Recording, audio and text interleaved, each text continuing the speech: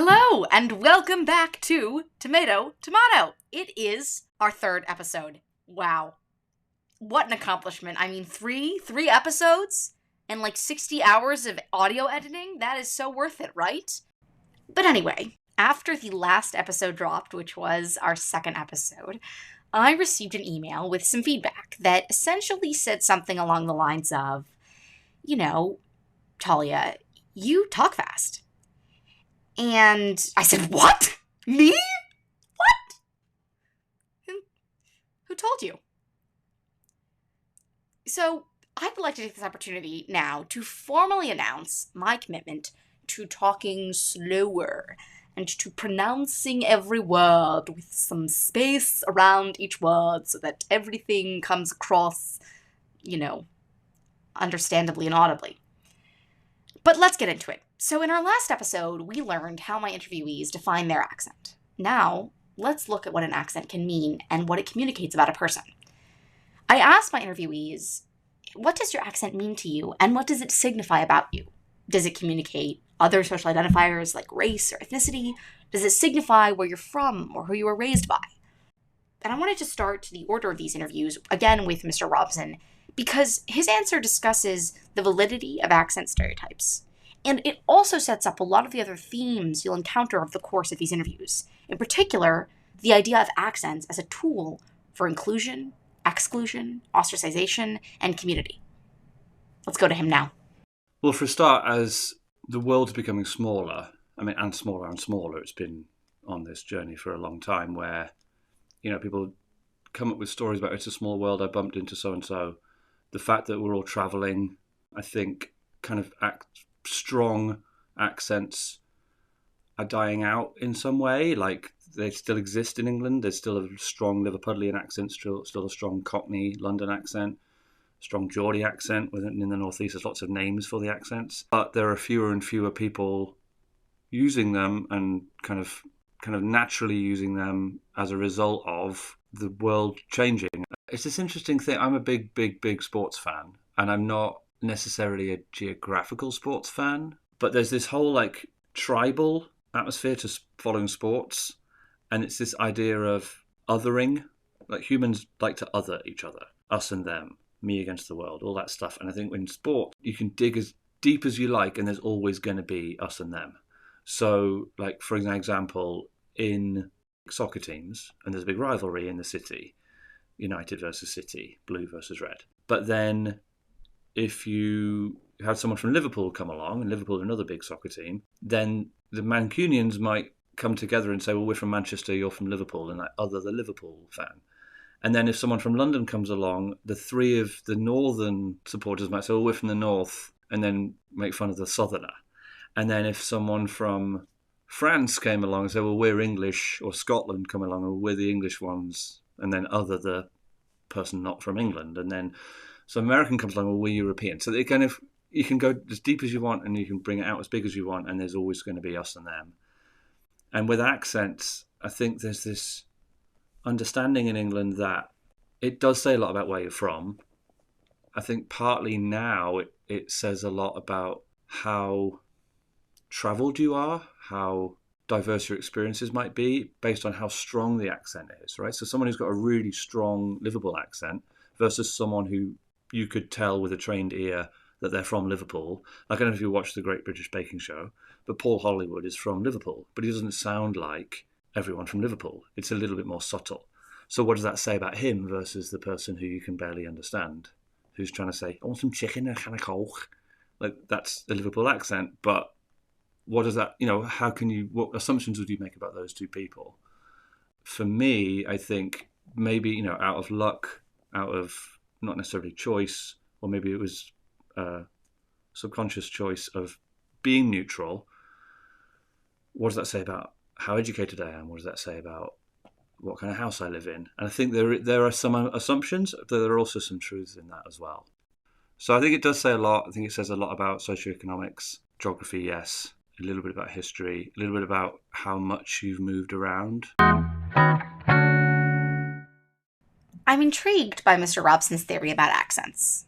As humans, do we have this perpetual need or tendency to, quote-unquote, other groups of people, or to turn everything into an opportunity for conflict and competition, us versus them, for example. Let's continue with this theme of inclusion and go to Mrs. Hamlet. I think it signified where I grew up, in that a lot of people come to New York in an effort to set down their own regional or local peculiarities. I use that word without judgment, but the sort of very specific things about their upbringing, and they come to sort of try to melting pot it.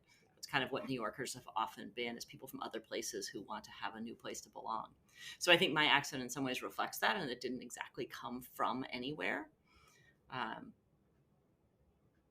But I think when I moved to London and lived there, I became very aware of myself as an American in a way that I hadn't had to be before.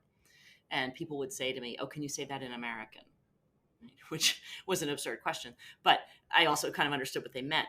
What it meant, though, was that I was even more anxious to make sure that my accent stayed neutral. And I always thought of it as a sort of a neutral ground, because I didn't want to be overdoing my American accent just to sort of pander to a crowd. And I was terrified that I would slip into a sort of an accidental British accent in a real British place where they would all think I was either mocking them or just ridiculously pretentious. So then I kind of held on to my accent as this like badge of honor of no, I can be myself. Like I can hold on to this. I'm not making fun of you. You're not going to make fun of me. Like it was very much a matter of some anxiety at that point to hold that accent as something neutral. My children will tell you that I fail miserably when I'm with my British friends, and my accent slides way that way now. But only in that context when I'm talking to British people. Yeah. What age were you when you lived in 14. 14. Okay, so still from 14 to 18. Yeah. Okay. So, and a lot of word acquisition and vocabulary and sort of sentence structures. Yeah. So I would come home and my parents would be like, "What is that?" I think, "Oh, take that one off the list." Because I wasn't aware of what was British and what was American necessarily. There are still words in my vocabulary that I haven't quite fully figured out which is which. This podcast sponsored by that style that's like I'm gonna wear a dress but like dirty sneakers underneath, and yet also like somehow at the same time wear like these like jeans that are like super tight but also like somehow super loose, and then a super tiny shirt that's like small for me but also like small like it's small on me and it also is small. It's like small. It's small. It's tiny, and it like it'll push my boobs together so that they're like my boobs are bigger but like inside a tiny shirt.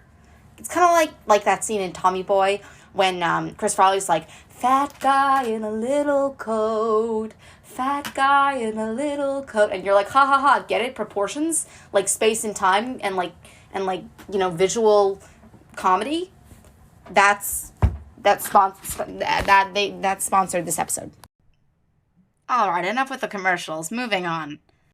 We've heard from two people who had an accent that was unique and distinct within the region they were in. Mr. Robson has a British accent in this country, and when he speaks in class, I notice that he doesn't really sound like me. Mrs. Hamlet moved to London when she was a high schooler, and sat in classes with kids who did not sound like her.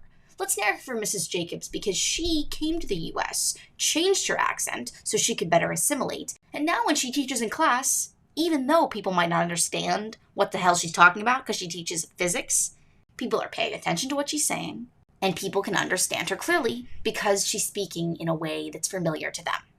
Let's hear from her. The accent I grew up with is a huge part of who I am and a huge part of where we're from.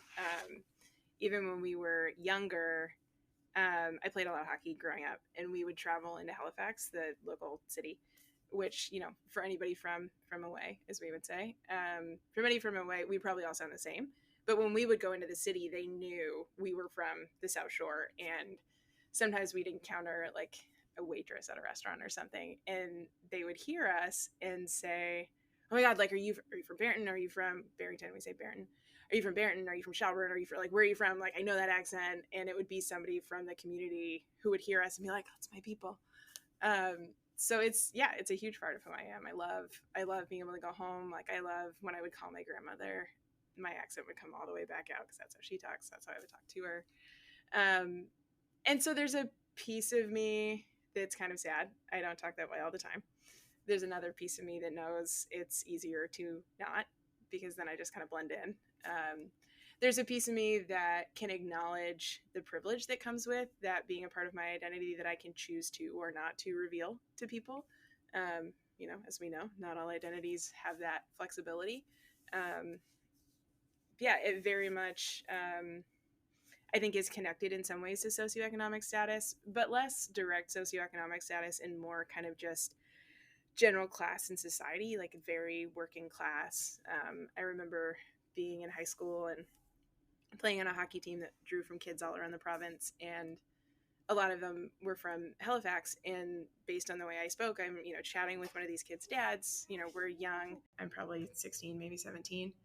And he was asking me what I wanted to do after high school. And at the time, what I really wanted to do was go to Acadia University in Nova Scotia and then come back and be a teacher at my high school. And which is not how my life went down, but that's fine. And he said, "Oh, dear, that's lovely if you can get in." And I was like, okay. And so my mom always gave me a hard time because I grew up on the boat with my dad. Like, I was one of very few girls that like went on the water regularly. And so like that piece of our community was a big piece of me, just like talking like the people down on the wharf, and they'd come over the CB set and I never knew what they were saying then. It was just like so thick and garbled. My dad always knew, but I could not interpret that. And so I felt really connected to that. And she was always like, you can't talk like that when you go out in the world. No one's going to take you seriously. I was actually texting with her last night and I threw some double negative about something in there. And she was like, "I bet you don't talk like that to the Americans." I was like, "I don't." So anyway, yeah, it's always been, I think our community has always been assumed to be less intelligent than the folks around us just because of how we speak. But I don't think the two obviously have any connection in the end. But yeah, it's a big part of how we identify. It's a big thing I think we take pride in, even though it has turned some judgment in our direction over time. Again, I want to point out the role of choice and malleability with accents. When it comes to accents, we have control over the way we're perceived. Let's go to Mr. Lee next and talk more about assimilation. What do we stand to gain and lose when we assimilate? Is assimilation an effort to be seen as educated, as white, as malleable? But before you hear his voice, I want to underscore something that I find interesting. For the first and only time during this interview process, Mr. Lee began his answer not with a noun or an adjective, like my accent means that I grew up in blank, or my accent signifies that I have a blank level of wealth. No. Instead, he started his answer by talking about an accent as a product of some process or some circumstance. And I think his frame of thinking is how I want to approach accents in the future. Rather than thinking of an accent as something that contributes to a person's identity, I'm going to think of a person's identity and life experiences as something that contributes to an accent. But enough said. Let's go to Mr. Lee. Yeah, I think it's probably a product of growing up when I did, when diversity and equity inclusion were not really big things, and assimilation was what people that look like me were supposed to do. And I don't know if I got those explicit or overt messages from my parents to assimilate, but there was certainly undertones of like not sticking out and trying to fit in and not making too many waves. So even though I've lived in different parts of the country, I feel like, I don't know, I have never retained one singular accent or dialect. And I think that's just part of just trying to fit in and not stick out too much. This episode brought to you by short shorts. Why are there two shorts? Because one of them's an adjective and the other one isn't. Short shorts. This episode brought to you by that moment when your short shorts are a little short and they're showing a little bit too much. At that very same moment, they're probably also a little bit too uncomfortable, but that's not really the focus here. The focus here is the short shorts. Moving on. Let's go to Ms. Bell and talk a little bit more about how change in environment and our conscious or unconscious choices affect our accent. And also how those conscious or unconscious choices and those changes in environment change how our accent is perceived. I think it's definitely indicative of, I do think that it does reflect some of my status as being, well educated and white. I think an interesting thing is, particularly with gender, so I define myself as non-binary, but I find that I also like drop my voice lower when I'm speaking English. I mentioned earlier specifically that I speak English, but I also speak Japanese.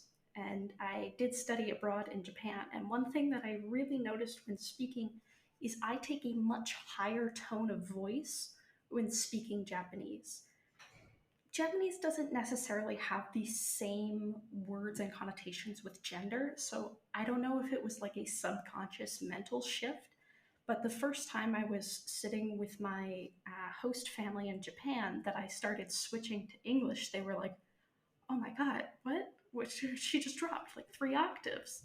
So definitely for me, I think how I speak, my voice, and my inflections are how I present myself in day-to-day life, but that also with a change in my environment and change in society, that I definitely shift that, because of course when you're in a different environment you're going to present yourself differently. If it's helpful, would you like me to speak a little bit of Japanese? Yeah.